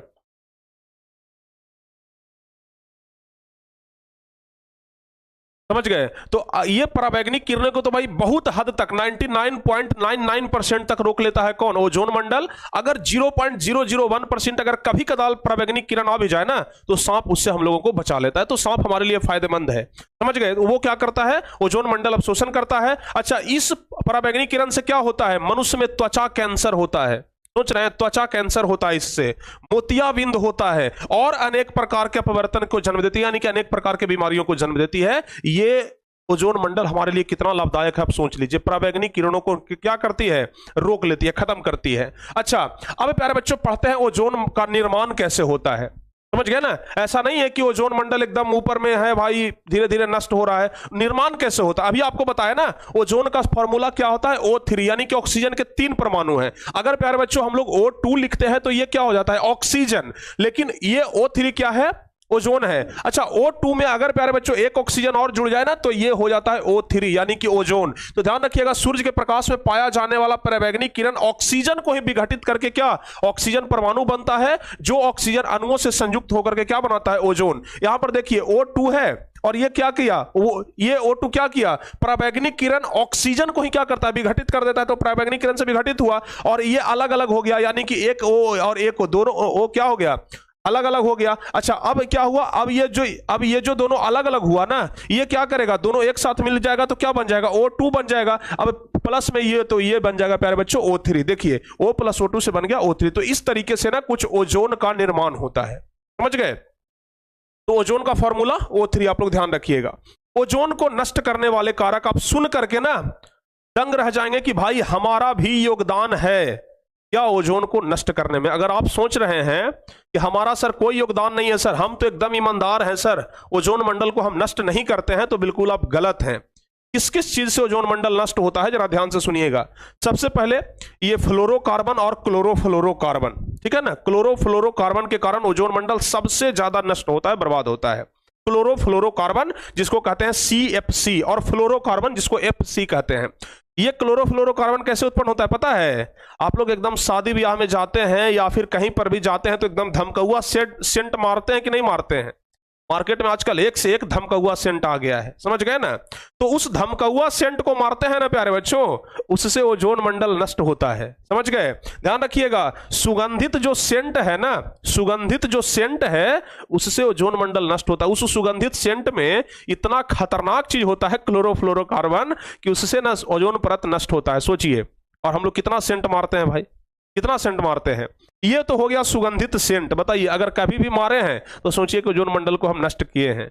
लेकिन आप कहिएगा कि सर आप नहीं मारे हैं, हम भी मारे हैं प्यारे बच्चों, ऐसा बात नहीं है कि हम नहीं बोल रहे हैं, लेकिन वो नष्ट करता है, समझ गए ना, वो नष्ट करता है, समझ गए ना, समझ गए। ओजोन मंडल ना सेंट के कारण भी नष्ट होता है। अच्छा झागदार शेविंग क्रीम देखते हैं आप लोग, एक चीज देखते होंगे, नाई के दुकान में जाते हैं बाल कटाने के लिए तो शेविंग क्रीम रखता है ना जिससे झाग उत्पन्न होता है। आजकल तो आ गया है बोतल में करके आता है, उसको दबाता है तो झाग निकलता है। पहले तो ब्रश करने वाला ऐसे रहता था जिससे झाग निकलता था। तो उस जो झागदार शेविंग क्रीम है ना, उसके कारण भी ओजोन मंडल क्या हो रहा है भाई, नष्ट हो रहा है। सोचिए उसके कारण भी ओजोन मंडल क्या हो रहा है, नष्ट हो रहा है। अच्छा खेतों में जो कीटनाशक दवा देते हैं, खेत में जो कीटनाशक दवा का छिड़काव करते हैं ना, खेत में कीटनाशक दवा का छिड़काव करते हैं तो वो कीटनाशक के कारण भी ओजोन मंडल नष्ट होता है।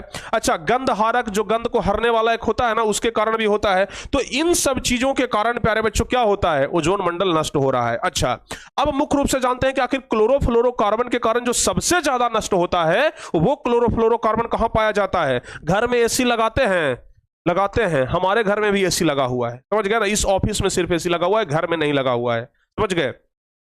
ऑफिस में प्यारे बच्चों AC लगा हुआ है, क्यों भाई ऑफिस में हम क्यों AC लगा करके रखे हैं, क्योंकि पढ़ाते पढ़ाते ना ये डिजिटल बोर्ड वगैरह सब बहुत ज्यादा गर्म हो जाता था, समझ गए। तो इसको ठंडा रखे इसलिए बस AC लगाया है प्यारे बच्चों, ठीक है। तो एयर कंडीशनर का जो रेफ्रिजरेटर होता है ना, उसके कारण भी प्यारे बच्चों क्या होता है, ओजोन मंडल में छेद होता है, क्योंकि वहां से CFC निकलता है, क्लोरोफ्लोरोकार्बन निकलता है, समझ गए ना। अफसोस।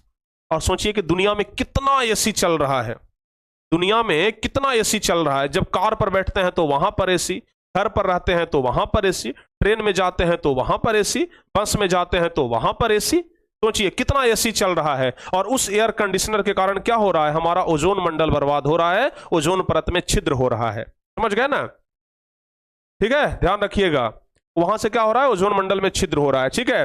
जेट इंजन मतलब जो वायुयान का जो इंजन होता है ना, वायुयान का जो इंजन होता है, उस वायुयान के इंजन से CFC गैस निकलता है, क्लोरोफ्लोरोकार्बन, और वहां से ओजोन मंडल नष्ट होता है, समझ गए। वहां से तो और ज्यादा नष्ट होता है जी, ऊपर ही गैस निकलता है और ऊपर ही ओजोन मंडल में चल जाता है, वहां से नष्ट हो जाता है, समझ गए ना। ये आप लोग ध्यान रखिएगा। अग्निशामक यंत्र दिखते हैं ना, कहीं पर आग लग जाता है तो अग्निशामक यंत्र को बुझाने वाला एक गाड़ी आता है और उससे ना गैस निकलता है उजला टाइप का, देखें कि नहीं देखे हैं, उससे उजला टाइप का ना एक गैस निकलता है, अग्निशामक यंत्र से एक गैस निकलता है। उसके कारण प्यारे बच्चों क्या होता है, CFC निकलता है और उसके कारण ओजोन मंडल में छिद्र हो रहा है, समझ गए ना। ध्यान रखिएगा, समझ गए ना। तो ये सब कारण है प्यारे बच्चों जिसको आप लोग ध्यान रखिएगा, समझ गए। इसके कारण ना ओजोन मंडल में छिद्र हो रहा है, सारे बच्चे समझ गए। सारे बच्चे समझ गए हैं? सारे बच्चे समझ गए ना? तो प्यारे बच्चों, ये बस इन सब चीज के कारण ओजोन मंडल में छिद्र हो रहा है, लेकिन ये सब ऐसा चीज है जो कभी बंद भी नहीं हो सकता है। समझ गए ना? एसी चलाना कोई बंद करेगा? नहीं करेगा। समझ गए? सेंट मारना कोई बंद करेगा? नहीं करेगा। वायुयान से जाना कोई बंद कर देगा कि हम आज से हवाई जहाज पर नहीं बैठेंगे? कोई नहीं बैठेगा। समझ गए ना? खेत में कीटनाशक दवा का छिड़काव करवे करेगा। ठीक है? अगर कहीं आग लग गया तो अग्निशामक का उपयोग होगा ही, क्योंकि भाई आग को बुझाना है। तो ये सब ऐसे कारण है ना प्यारे बच्चों, जहां से ओजोन परत क्या हो रहा है? नष्ट हो रहा है। ओजोन परत को नष्ट करने वाले ये सब क्या है? कारक है। समझ गए? और अच्छा, वैज्ञानिक के अध्ययन से यह पता चला है कि 1980 के बाद, यहां पर ना 1980 हो जाएगा, 1980 के बाद ओजोन स्तर में तीव्रता से गिरावट आई है।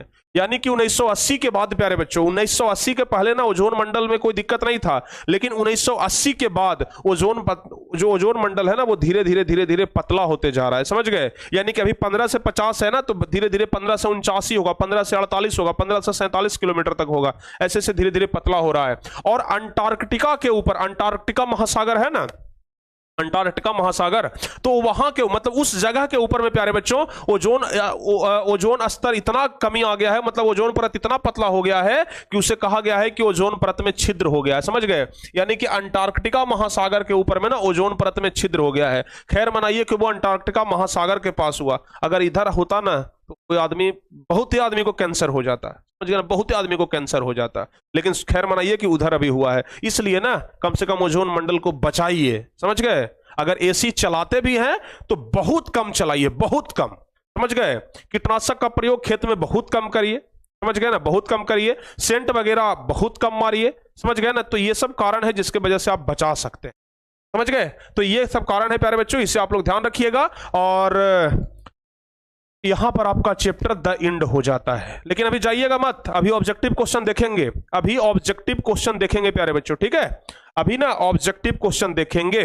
चलिए तैयार हो जाइए ऑब्जेक्टिव क्वेश्चन के लिए मेरे भाई, देर नहीं करेंगे क्योंकि समय बहुत कम है। जल्दी जल्दी से ऑब्जेक्टिव क्वेश्चन के लिए तैयार होइए। टोटल लगता है कि 58 या 59 ऑब्जेक्टिव क्वेश्चन है, जिसे हम लोग जल्दी जल्दी से देख लेते हैं। पहला नंबर क्वेश्चन जल्दी जल्दी से हम लोग देखेंगे कि क्वेश्चन को। पहला है, निम्नलिखित में कौन जैव अनिम्नीकरणीय पदार्थ है? सोच लीजिए। जैव ओहो, देखिए प्यारे बच्चों, एक बात ना अभी हमें याद आ रहा है, अभी हमें याद आ रहा है भाई, ये वाला में ना हम थोड़ा सा मिस्टेक कर दिए हैं। ये वाला कहां गया? ये प्यारे बच्चों ना अजैव, सॉरी, दोनों जैव ही होता है प्यारे बच्चों। ये भी जैव होता है और ये भी जैव होता है। जैव निम्नीकरणीय एक होता है और एक जैव अनिम्नीकरणीय होता है। हम एक अजैव अनिम्नीकरणीय बोल दिए थे, अभी देखिए हमें याद आ रहा है। तो ये सॉरी गलती हो गया, यहां पर अजैव अनिम्नीकरणीय नहीं बल्कि जैव अनिम्नीकरणीय। एक होता है निम्नीकरणीय और एक होता है अनिम्नीकरणीय, ये ध्यान रखिएगा, मिस्टेक हो गया था हमसे, सॉरी। अभी एकाएक हमारे माइंड में ध्यान आया। ठीक है ना? ये प्यारे बच्चों ध्यान रखिएगा। ठीक है? जैव निम्नीकरणीय और जैव अनिम्नीकरणीय, इसको आप लोग ध्यान रखिएगा, हमसे मिस्टेक हुआ था। चलिए पहला नंबर क्वेश्चन, निम्नलिखित में कौन जैव अनिम्नीकरणीय कचरा है? जल्दी से बताइए, कौन जैव अनिम्नीकरणीय कचरा है? तो जवाब क्या हो जाएगा? कागज। कागज का उपयोग दोबारा कर सकते हैं, मल का उपयोग दोबारा कर सकते हैं, लेकिन डीडीटी नहीं। तो ये पहला का ना ए ऑप्शन सही हो जाएगा। पहला का ए ऑप्शन प्यारे बच्चों याद रखिएगा। चलिए दूसरा नंबर क्वेश्चन बता दीजिए। ओजोन परत पाई जाती है, ओजोन परत स्ट्रेटोस्फीयर में, बिल्कुल स्ट्रेटोस्फीयर में। चलिए तीसरा नंबर क्वेश्चन बताइए। तीसरा नंबर जल्दी जल्दी से बताइएगा आप लोग। निम्नलिखित में से कौन एक जलीय आहार श्रृंखला है? बताओ मेरे भाई, जलीय आहार श्रृंखला कौन है? तो जलीय आहार श्रृंखला देखिए, शैवाल हो गया, शैवाल को खा जाता है जलीय कीट और जलीय कीट को खा जाता है मछली। तो ये प्यारे बच्चों बी नंबर अपना सही जवाब हो जाएगा। ठीक है ना? बी नंबर अपना सही जवाब होगा। चलिए चौथा नंबर क्वेश्चन बता दीजिए। चौथा क्वेश्चन है कि निम्नांकित में से किसे आप उपभोक्ता की श्रेणी में रखेंगे? उपभोक्ता की श्रेणी में आप किसे रखेंगे? हरे पौधे तो भाई उत्पादक होते हैं, नील हरित शैवाल ये भी उत्पादक होते हैं, जंगली जानवर प्यारे बच्चों उपभोक्ता होते हैं। तो ये सी नंबर ऑप्शन हमारा सही जवाब होगा। चलिए अगला नंबर क्वेश्चन जल्दी जल्दी से आप लोग जवाब देते जाइए। निम्न में कौन एक जैव प्रक्रम द्वारा अपघटित होने वाला पदार्थ है? जैव प्रक्रम द्वारा कौन अपघटित हो जाएगा? अगर प्यारे बच्चों पॉलीथीन को हम लोग कभी भी अपघटित करेंगे, कभी भी पॉलीथीन नष्ट होता है? जल्दी से बताइए, पॉलीथीन कभी नष्ट होता है? नहीं होता है। नष्ट कौन होता है? सूखे घास पत्ते। तो ए नंबर ऑप्शन हमारा सही जवाब होगा। चलिए छठा नंबर क्वेश्चन बता दो, जल्दी जल्दी से। हरे पौधे क्या कहलाते हैं? आपको पता है कि हरे पौधे क्या कहलाते हैं? उत्पादक कहलाते हैं। जवाब कौन सा होगा? जवाब होगा हमारा ए नंबर ऑप्शन। अगला नंबर क्वेश्चन प्यारे बच्चों बताइए, इनमें मुर्दाखोर कौन है? मुर्दाखोर मतलब समझते हैं? जो जमीन के अंदर गड़ा हुआ मुर्दा है ना, उसको भी निकाल करके खोद करके खा जाए, उसको कहते हैं मुर्दाखोर। तो बताइए इसमें मुर्दाखोर कौन है? इसमें प्यारे बच्चों चील है ना, ये खोद करके खा जाता है। सियार है ना, ये खोद करके खा जाएगा। और कौवा है ना, ये प्यारे बच्चों खोद करके खा जाएगा। तो जवाब होगा डी नंबर ऑप्शन, इनमें से सभी। ध्यान रखिएगा। अगला नंबर क्वेश्चन बता दीजिए। अगला नंबर क्वेश्चन है, निम्नलिखित में कौन अजैव निम्नीकरण है? अजैव निम्नीकरण कौन है? कागज, लकड़ी, कपड़ा, ये तीनों नष्ट हो सकता है, लेकिन ये नष्ट नहीं हो सकता है, इसलिए अपना डी नंबर ऑप्शन प्यारे बच्चों सही जवाब होगा। चलिए अगला नंबर क्वेश्चन बता दीजिए। अगला नंबर क्वेश्चन बता दीजिए कि निम्नलिखित में से कौन से पर्यावरण के जैविक घटक नहीं है? पर्यावरण के जैविक घटक कौन नहीं है? वायु, जंतु, प्रदूषण, ये वायु हो जाएगा। बी नंबर ऑप्शन सही जवाब होगा। चलिए अगला क्वेश्चन बता दीजिए फटाफट से। निम्नलिखित में कौन सा जैव अनिम्नीकरणीय प्रदूषक है? जैव और अजैव से ज्यादा क्वेश्चन पूछता है। जैव अनिम्नीकरणीय प्रदूषक है जैव, जिसको नष्ट नहीं किया जाएगा, तो प्लास्टिक हो जाएगा। चलिए अगला प्यारे बच्चों बता दीजिए 11, प्रकृति में ऊर्जा का मुख्य स्रोत क्या है? आपको हम बताए थे ऊर्जा का मुख्य स्रोत क्या है जी? सूर्य है। बी नंबर ऑप्शन सही होगा।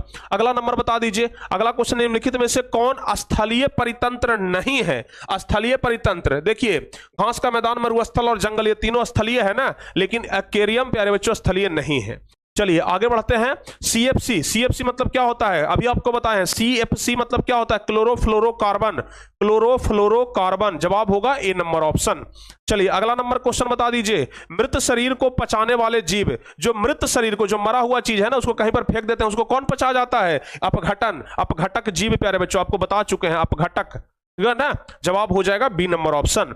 अगला क्वेश्चन बता दीजिए। वनों की अधिक कटाई का परिणाम क्या होगा? जब वन बहुत ज्यादा काटना शुरू कर देंगे तो क्या होगा? कम वर्षा होगा, भूस्खलन होगा, भूमि अपर्दन होगा। यह जवाब डी नंबर ऑप्शन कर लीजिए, उपरोक्त सभी हो जाएगा। चलिए 16 नंबर क्वेश्चन बाबू मेरे बता दो जल्दी से कि जैव वातावरण में शामिल है। जैव वातावरण में कौन सा शामिल है? तो जैव, जैव में शामिल है जंतु, पौधे और मनुष्य। ये प्यारे बच्चों बी नंबर ऑप्शन हमारा सही जवाब हो जाएगा। चलिए अगला नंबर क्वेश्चन भाई देख लेते हैं। अगला नंबर क्वेश्चन क्या कह रहा है? वैसे जीव जो पौधे एवं जंतु दोनों का भक्षण करते हैं, पौधा को भी और जंतु को भी दोनों खाता है, जैसे हम लोग हो गए शाकाहारी और मांसाहारी दोनों खाते हैं, तो क्या कहलाएंगे? सर्वाहारी कहलाएंगे। तो जवाब हो जाएगा सर्वाहारी। लेकिन सर्वाहारी है नहीं है, तो सर्वभक्षी है ना। सर्वभक्षी मतलब वही होता है कि सब कुछ को भक्ष कर जाने वाला, सब कुछ को जो खा जाए उसको सर्वभक्षी कहते हैं। तो जवाब होगा सी नंबर ऑप्शन। अगला क्वेश्चन बता दीजिए। जीवाणु एवं कवक क्या कहलाते हैं? तो जीवाणु एवं कवक जो है ना, वो कहलाते हैं अपघटक। बी नंबर ऑप्शन हमारा सही जवाब होगा। 19वां नंबर क्वेश्चन बाबू जल्दी से बता दो आप लोग। 19वां नंबर क्वेश्चन है कि सौर ऊर्जा जीव मंडल में निम्नलिखित में से किसके द्वारा प्रवेश करती है? सौर ऊर्जा, तो सौर ऊर्जा प्यारे बच्चों हरे पौधों के द्वारा प्रवेश करती है। ए नंबर ऑप्शन सही होगा। अगला क्वेश्चन बता दीजिए। ओजोन परत महत्वपूर्ण है क्योंकि वह अवशोषित करती है। बताइए ओजोन परत क्या अवशोषित करती है? तो ओजोन परत पराबैंगनी किरण को अवशोषित करती है ना। तो जवाब हो जाएगा बी नंबर ऑप्शन, ये पराबैंगनी किरण को अवशोषित करती है। चलिए 21वां नंबर क्वेश्चन बताइए जल्दी जल्दी से। प्रत्येक परितंत्र होता है, प्रत्येक परितंत्र क्या होता है? गतिशील, प्रगतिशील, अस्थायी, गत्यात्मक तंत्र। प्यारे बच्चों डी नंबर ऑप्शन सही हो जाएगा, गत्यात्मक तंत्र। चलिए प्रत्येक परितंत्र, परितंत्र क्या होता है? डी नंबर ऑप्शन ही होगा। देख लीजिएगा एक बार इसको, ठीक है ना, थोड़ा सा कंफ्यूजन बन गया है। चलिए अगला बताइए। पर्यावरण मुख्य रूप से कितने घटकों का बना होता है? पर्यावरण के दो घटक होते हैं, जैव और अजैव, जैव मंडल और अजैव, बताए थे ना। चलिए आगे बता दीजिए भाई कि परितंत्र के जैविक घटकों की श्रेणियां निम्नलिखित में से कौन है? परितंत्र के जैविक घटक, तो जैविक घटक उत्पादक, उपभोक्ता और अपघटक तीनों हैं। तो ये डी नंबर ऑप्शन सही हो जाएगा। अगला बताइए। ऑक्सीजन सभी प्रकार के वायवीय जीवों के लिए आवश्यक है, जबकि ओजोन एक घातक है। प्यारे बच्चों ओजोन क्या? एक घातक विष है, ठीक है ना। ऑक्सीजन तो सबके लिए, यानी कि O2 की अगर बात किया जाए तो ये सबके लिए जरूरी है, लेकिन वही अगर O3 का बात किया जाए तो ये क्या है? ये घातक है। समझ गए ना? हम क्या बोलने जा रहे हैं? जबकि ओजोन एक क्या है? घातक विष है। ओजोन घातक विष नहीं है भाई, यहां पर कुछ गड़बड़ है, ठीक है ना। ये घातक विष को रोकने वाला है, ऐसा हो सकता है, समझ गए ना। ये घातक विष को रोकने वाला, घातक विष को रोकने वाला है, समझ गए, रोकने वाला है। ये खुद ओजोन तो अच्छा काम ना कर रहा है, घातक विष को रोकने वाला है। चलिए आगे बढ़ते हैं प्यारे बच्चों। कह रहा है कि कृत्रिम परितंत्र का उदाहरण है, तो कृत्रिम परितंत्र क्या हो जाएगा? कृत्रिम जिसको कि मनुष्य ने बनाया है, तो बगीचा हो जाएगा, खेत हो जाएगा, ठीक है ना। कृत्रिम परितंत्र वन और तालाब, झील और तालाब, बगीचा और खेत, बगीचा और क्षेत्र सभी सही है। वन और तालाब, वन को प्यारे बच्चों मानव नहीं बनाया, झील और तालाब, झील को भी मानव नहीं बनाया, बगीचा और खेत, ये सी नंबर ऑप्शन ही सही होगा, क्योंकि वन को प्रकृति ने बनाया है। तालाब भले मनुष्य बनाता है लेकिन वन को प्रकृति ने बनाया है। तालाब मनुष्य बनाता है लेकिन झील को मनुष्य नहीं बना सकता, झील को प्रकृति ने बनाया है। तो 25 का सी ऑप्शन ही सही होगा। अगला बता दीजिए 26 नंबर। कह रहा है कि ओजोन परत पाया जाता है किसमें? ओजोन परत पाया जाता है वायुमंडल के ऊपरी सतह में, वायुमंडल के ऊपरी सतह में, यानी कि बी ऑप्शन सही होगा। अगला बता दीजिए निम्न में से कौन से समूहों में केवल जैव निम्नीकरणीय पदार्थ है? कौन से समूह में केवल जैव निम्नीकरणीय पदार्थ है? जैव निम्नीकरणीय, घास, पुष्प तथा चमड़ा। घास, पुष्प तथा चमड़ा ये जैव निम्नीकरणीय है। घास, पुष्प तथा चमड़ा, घास, लकड़ी तथा प्लास्टिक। प्लास्टिक आ गया, ये नहीं होगा। फलों के छिलके, केक और नींबू का रस। फलों का छिलका, केक और नींबू का रस, नहीं, ये भी नहीं होगा। ये होगा, ये भी नहीं होगा जी, समझ गए ना। क्योंकि इसका उपयोग दोबारा कहां करेंगे? फलों के छिलका का उपयोग दोबारा कहीं हो सकता है? नहीं हो सकता है। घास, पुष्प और चमड़ा का उपयोग हो सकता है, और केक, लकड़ी और घास का भी उपयोग हो सकता है। ये केक, लकड़ी और घास, ठीक है ना। ये ए और डी दोनों सही होगा भाई, ए और डी दोनों सही है इसमें, समझ गए। चलिए आगे बढ़ते हैं। 28वां नंबर कह रहा है कि निम्न में कौन आहार श्रृंखला का निर्माण करते हैं? घास, गेहूं, आम, घास, बकरी, मानव। घास, बकरी, मानव, ये बी ऑप्शन सही होगा। घास को खा जाता है बकरी और बकरी को खा जाता है मानव, तो आहार श्रृंखला का निर्माण कर रहा है ना, ये बिल्कुल सही होगा। अगला बता दीजिए 29 नंबर। 29 नंबर क्या है जी? कि निम्नलिखित में से कौन पर्यावरण मित्र व्यवहार करते हैं? पर्यावरण मित्र व्यवहार करते हैं। बाजार जाते समय सामान के लिए कपड़े का थैली ले जाना बिल्कुल अच्छी बात है। अगर बाजार जाते समय कपड़े का थैली लेकर के जाते हैं तो आप पॉलिथीन नहीं लेंगे, ठीक है। कार्य समाप्ति पर लाइट तथा पंखे का स्विच बंद कर दीजिए। अगर कोई चीज काम हो गया तो पंखा और लाइट का स्विच बंद कर दिए। मां द्वारा विद्यालय छोड़ने के बजाय तुम्हारा विद्यालय तक पैदल जाना, वाह क्या बात है। यानी कि उपरोक्त सभी हमारा क्या है? पर्यावरण के लिए अच्छे व्यवहार है, ठीक है ना। मम्मी छोड़ने जाएगी, उससे अच्छा है कि अकेले चले जाएंगे, समझ गए ना। ये तीनों प्यारे बच्चों सही है, डी ऑप्शन सही होगा। चलिए 30वां नंबर बताइए। जीव मंडल में ऊर्जा का एकमात्र स्रोत क्या है? जीव मंडल में ऊर्जा का एकमात्र स्रोत क्या है? तो जीव मंडल में ऊर्जा का एकमात्र स्रोत है सूरज का प्रकाश, ठीक है ना। देखिए टोटल प्यारे बच्चों यहां पर ना 59 क्वेश्चन है, टोटल 59 क्वेश्चन है। हम यहां पर आपको बताएंगे 40 क्वेश्चन, कितना? 40 क्वेश्चन, और बाकी क्या 19 क्वेश्चन जो होगा ना, ये आपको हम होमवर्क के रूप में देंगे। ये 19 क्वेश्चन आपको खुद से बनाना है, क्या खुद से बनाना है, और आपको भेजना है व्हाट्सएप पर, ठीक है ना, बना करके, ताकि हमें पता चले कि भाई कुछ तो काम आप लोग अपने से करते हो कि नहीं करते हो, जानते हो कि नहीं जानते हो। तो ये 19 क्वेश्चन का जवाब आपको खुद से बनाना पड़ेगा, समझ गए ना। इसको भेजना है, और जब हम एप्लीकेशन में पीडीएफ डालेंगे तो वहां से मिला लीजिएगा कि हम सही बनाए थे या गलत बनाए थे। पीडीएफ आज ही डाल देंगे, ठीक है। चलिए 10 क्वेश्चन और बता देते हैं। 31वां नंबर बताइए। घास स्थलीय परितंत्र में उत्पादक है। घास स्थलीय परितंत्र में उत्पादक क्या हो जाएगा? घास ही हो जाएगा ना। अगला, ओजोन के अणु में ऑक्सीजन के कितने परमाणु हैं? तो ओजोन में क्या होता है? O3 होता है ना, तो 3 परमाणु हो जाएगा। अगला है कि अपघटक का उदाहरण है। अपघटक का उदाहरण क्या हो जाएगा? अपघटक में कवक आता है, जीवाणु, विषाणु, ये सब आता है, ठीक है। चलिए आगे बताइए। चिपको आंदोलन का मुख्य उद्देश्य संरक्षित करना था। अच्छा, चिपको आंदोलन भी प्यारे बच्चों वन संरक्षण से संबंधित था ना। चिपको आंदोलन याद है? वन संरक्षण से ही न संबंधित था। उत्तराखंड के टिहरी गढ़वाल जिले में सुंदरलाल बहुगुणा के नेतृत्व में किया गया था। तो चिपको आंदोलन भी क्या है? वृक्षों को बचाने से संबंधित है। अगला बता दीजिए। निम्नलिखित में कौन सा प्राकृतिक पारिस्थितिकी तंत्र है?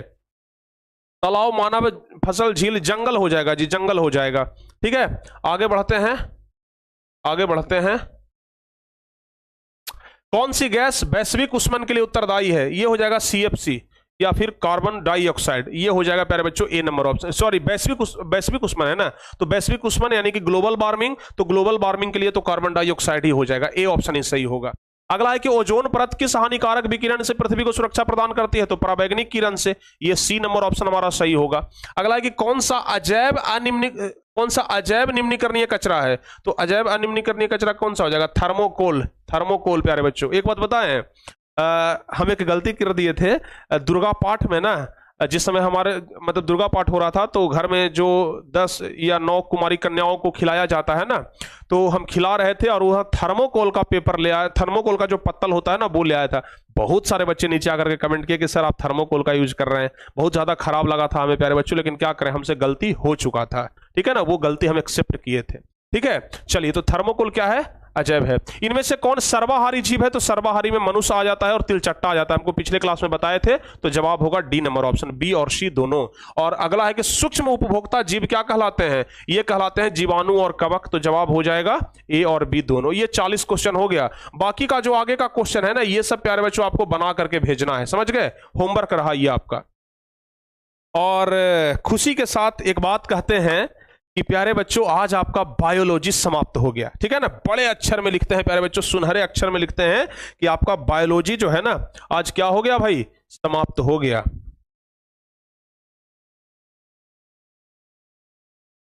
द एंड हो गया प्यारे बच्चों, द एंड। बायोलॉजी आज खत्म हो गया। देखिए अब एक चीज दिखाते हैं, आपका टोटल साइंस यही ना है जी, आपका टोटल साइंस यही ना है। जरा देखिए, ये आपका प्यारे बच्चों फिजिक्स है जो समाप्त हो चुका है, फिजिक्स है जो समाप्त, आज बहुत ज्यादा खुशी हो रहा है हमें। ये फिजिक्स है, समाप्त हो चुका है।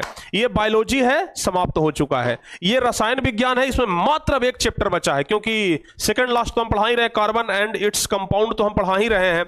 और कार्बन एंड इट्स कंपाउंड के बाद आपका सिर्फ एक चैप्टर बचता है, तत्वों का आवर्त वर्गीकरण। कुछ बच्चे बोलेंगे कि सर एक चैप्टर और है, प्राकृतिक संसाधन का प्रबंधन। एक भी नंबर का क्वेश्चन नहीं पूछता है वहां से, वो समझिए कि बस ऐसे आपके जानकारी के लिए है, सिलेबस में नहीं है, समझ गए ना। जानकारी के लिए, सिलेबस में नहीं है, तो उसको पढ़ने से भी कोई फायदा नहीं है। वो केमिस्ट्री का चीज है ही नहीं एक्चुअली, वो ज्योग्राफी का चीज है, उससे क्वेश्चन नहीं आता है। तो सिर्फ एक चैप्टर और बचा हुआ है प्यारे बच्चों, तत्वों का आवर्त वर्गीकरण। क्या बचा हुआ है? तत्वों का आवर्त वर्गीकरण। तो सेकंड लास्ट पढ़ाई हो रहा है, चौथा नंबर। एक चैप्टर और बचेगा तो 5वां नंबर खत्म हो जाएगा, मतलब लगभग केमिस्ट्री भी आपका खत्म है। तो अब हम कह सकते हैं प्यारे बच्चों कि साइंस अपना लगभग समाप्त हो गया है, लगभग। साइंस केमिस्ट्री में ना बस एक सप्ताह रुक जाइए, क्योंकि सेकंड लास्ट चैप्टर बच रहा है ना। एक सप्ताह के बाद हम फिर से दिखा देंगे कि लो भाई केमिस्ट्री भी समाप्त हो गया, ठीक है। तो प्यारे बच्चों लगभग साइंस हमारा पूरा सिलेबस खत्म होने के कगार पर है, लगभग खत्म ही हो गया, ठीक है ना। फिजिक्स खत्म हो गया, बायोलॉजी खत्म हो गया, अब बच गया है थोड़ा सा प्यारे बच्चों केमिस्ट्री, ठीक है, जो बहुत जल्द खत्म हो जाएगा, ठीक है ना। चलिए, यस, हाँ प्यारे बच्चों, ठीक है ना। तो ताली बजाओ भाई, ताली बजाओ आप लोग भाई, ताली बजा रहे हैं, देखिए कमेंट बॉक्स में तो आप लोग खूब ताली बजा रहे हैं, ठीक है ना। सर ऑल सिलेबस कब खत्म होगा? अब रे भाई बचा क्या, सिर्फ सोशल साइंस ही तो बचा है। अब तो करना ही क्या है, 15-20 दिन में पूरा सोशल साइंस खत्म हो जाएगा, समझ गए ना। अब एप्लीकेशन पर भी केमिस्ट्री खत्म होगा, एप्लीकेशन पर भी अब सोशल साइंस, शाम वाले क्लास में भी अब सोशल साइंस, बस एकदम रगड़ देंगे तुरंत। अब भाई चिंता मत करिए, समझ गए ना। जब साइंस खत्म हो सकता है तो सोशल साइंस क्यों नहीं खत्म हो सकता है? और सोशल साइंस में भी अपना सिविक्स खत्म है, बचल है सिर्फ 3 सब्जेक्ट, तुरंत खत्म हो जाएगा, समझ गए। उसमें भी 3 सब्जेक्ट में 2-2 चैप्टर बचा हुआ है, 2-2 चैप्टर बचा हुआ है, समझ गए ना। चिंता मत करिए, हम बोले थे ना कि नवंबर, आधा नवंबर 15 से 20 तारीख जाते आते हम खत्म करेंगे, प्यारे बच्चों खत्म हो जाएगा, चिंता मत करिए, ठीक है। तो अपना आज बायोलॉजी खत्म हो गया, ठीक है। बहुत खुशी की बात है भाई कि बायोलॉजी भी आज क्या हो गया, समाप्त हो गया। तो चलिए प्यारे बच्चों, आप जो आज जो आपको हम होमवर्क दे रहे हैं, ये होमवर्क आप लोग बना करके भेजिएगा, ठीक है ना। और फिर से कहेंगे कि इसका नोट्स हम सब कुछ जो है वो हम टॉपर बैच में दे देंगे। तो जो बच्चे टॉपर बैच में नहीं जुड़े हैं वो बच्चे जरूर जुड़ जाएंगे और सारा नोट्स आप लोग ले लेंगे, ठीक है। यस, तो चलिए प्यारे बच्चों, इन्हीं खुशी के साथ, हैप्पीनेस के साथ आज के इस क्लास को समाप्त करते हैं। और अभी आपका क्लास होने वाला है गणित का, और गणित में प्रायिकता चल रहा है, तो उसे मन से पढ़िए एकदम, ठीक है। प्रायिकता से क्वेश्चन पूछा जाता है, गणित भी आपका समाप्ति होने वाला है, समझ गए ना। चलिए मिलते हैं प्यारे बच्चों अगली क्लास में, और कल शाम में क्या सोशल साइंस ही शुरू कर देंगे, कल शाम में सोशल साइंस ही हो जाएगा, मत करिए, ठीक है। चलिए मिलते हैं अगली क्लास में, तब तक के लिए बच्चों जय हिंद।